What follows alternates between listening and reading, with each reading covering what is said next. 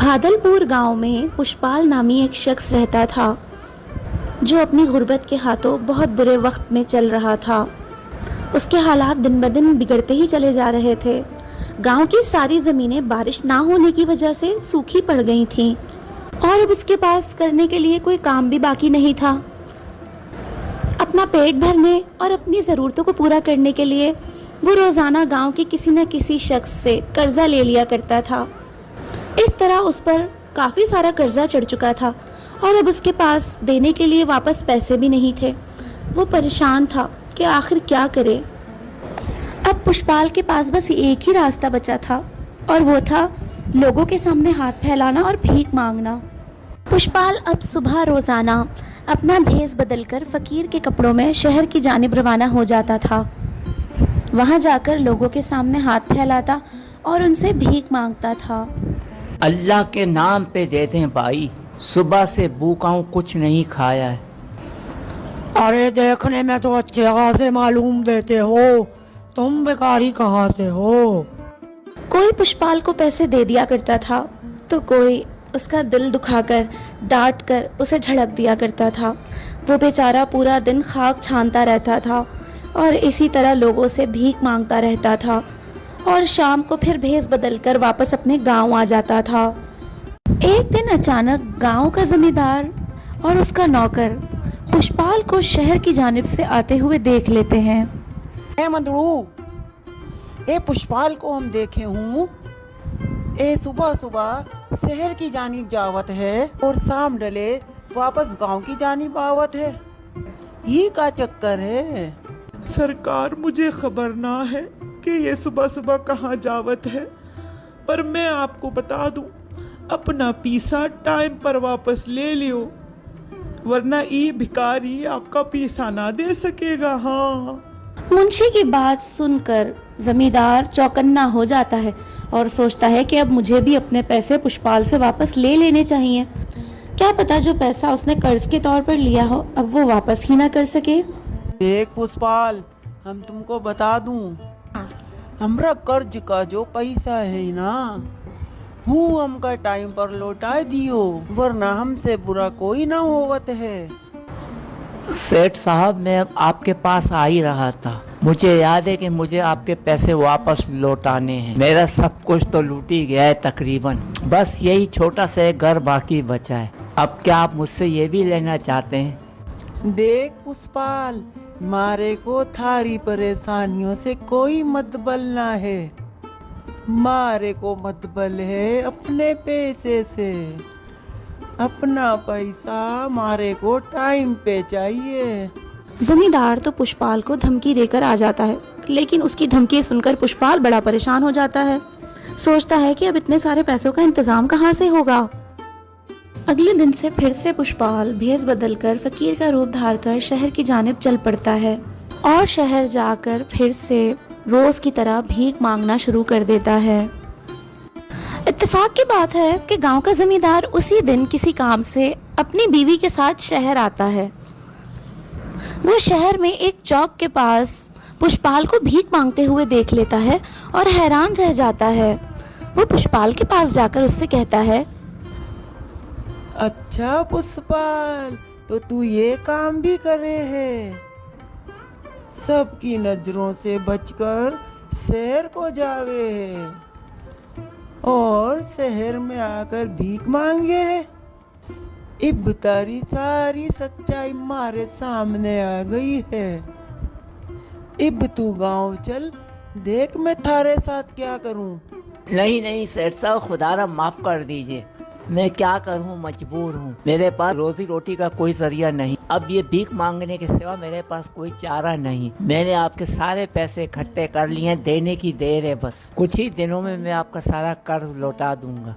जमींदार वापस गांव आ जाता है और फिर गांव वालों को इकट्ठा करके पुष्पाल की सारी हकीकत उन्हें बता देता है। गांव वाले भी सुनकर बड़ा हैरान होते हैं और सबके दिल में पुष्पाल के लिए नफरत बैठ जाती है। अब पुष्पाल जहाँ से भी गुजरता था लोग उसका मजाक उड़ाते, उस पर ताने कसते थे। अरे वो देखो, पुष्पाल साहब जा रहे हैं, बड़ी जल्दी में है। लगता है भीख मांगने में देर हो रही है। लोगों की ऐसी नफरत और ऐसा रवैया देखकर पुष्पाल बहुत परेशान हो गया। उसने ठान लिया कि अब इस ज़िंदगी का कोई फ़ायदा नहीं। उसने सोचा कि अब मैं अपनी ज़िंदगी ख़त्म कर दूंगा। बस यही सोचकर वो खुदकुशी करने के लिए पहाड़ के ऊपर चढ़ गया। जैसे ही वो इरादा करता है कि पहाड़ पर से छलांग लगाकर अपनी ज़िंदगी ख़त्म कर ले, उसकी नज़र एक जोगी बाबा पर पड़ती है। तो जोगी बाबा पहाड़ की दूसरी जानिब एक बड़े से पत्थर पर बैठे थे और इशारे से पुष्पाल को अपने पास बुला रहे थे। पुष्पाल उनका इशारा समझ जाता है और फौरन से उनके पास पहुंच जाता है। सुन बच्चा, क्या तू नहीं जानता कि अपनी जिंदगी को खत्म करना सबसे बड़ा गुनाह है? अरे तू क्या सोचकर इस पहाड़ पर से छलांग लगा रहा था? अब बताऊं बाबा, मेरी तो कहानी बहुत लंबी और तवील है। सारी जिंदगी दुखों में गुजरी, सुख का कोई नामो निशान नहीं, और आज मैं अपनी जिंदगी खत्म कर दूंगा। गांव वालों ने मुझे बहुत जलील कर दिया है और अब मेरे पास जीने की कोई वजह बाकी नहीं रही। मुझे अब मर जाना चाहिए। तेरे गमों का इलाज मेरे पास है बच्चा। जा, मैं तुझे दुआ देता हूँ। अब तू ऐसा फकीर बनेगा कि अगर कोई तुझे 1 रुपया दे, वो 1 रुपया 100 रुपए में बदल जाएगा। हक हूँ। जोगी बाबा की दुआ देते के साथ ही पुष्पाल का हुलिया एकदम तब्दील हो जाता है और वो अचानक से दोबारा एक फकीर बन जाता है। उसके बाद पुष्पाल फिर से भीख मांगने के लिए निकलता है, लेकिन अब की बार बात कुछ और थी, क्योंकि जोगी बाबा ने उसको दुआ दी थी कि अगर कोई उसे 1 रुपया देगा तो वो 1 रुपया 100 रुपए में बदल जाएगा। जैसे ही वो भीख मांगने निकलता है और लोग उसे पैसे देना शुरू करते हैं, तो वो पैसे उसे 100 गुना बढ़कर मिलते हैं और इस तरह पूरे दिन में उसके पास ढेरों पैसे इकट्ठे हो जाते हैं। पुष्पाल बहुत खुश था कि अब उसके पास इतने सारे पैसे आ गए हैं और चंद ही दिन भीख मांगकर वो ढेरों पैसे इकट्ठे कर लेता है। वो शहर के ठेकेदार के पास जाता है और ठेकेदार से अपने लिए एक नया मकान बनाने की बात करता है।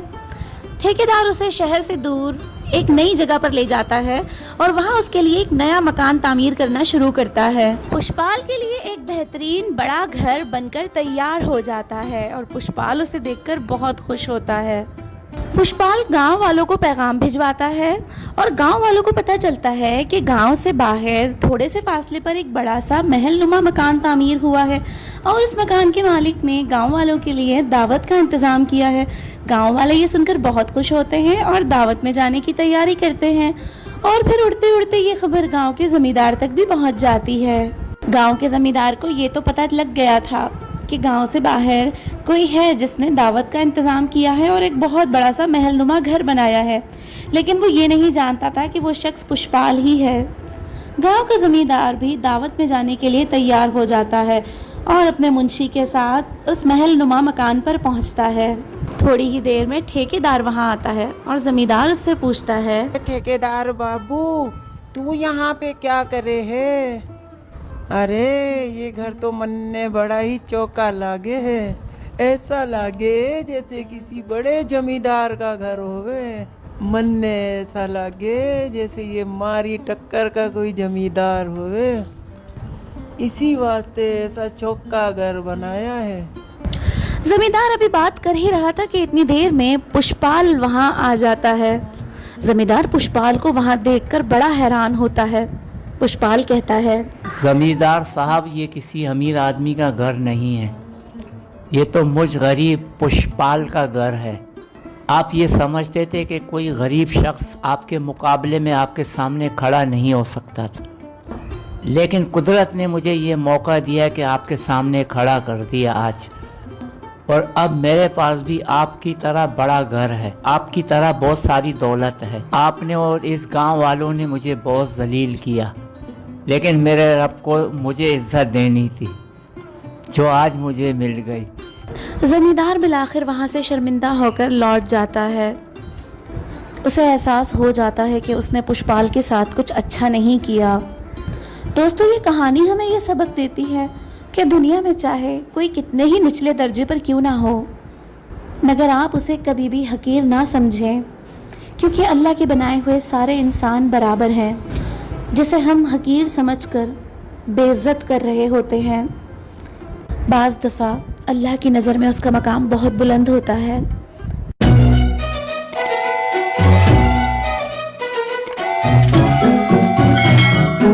Guys, please subscribe my YouTube channel linked in profile.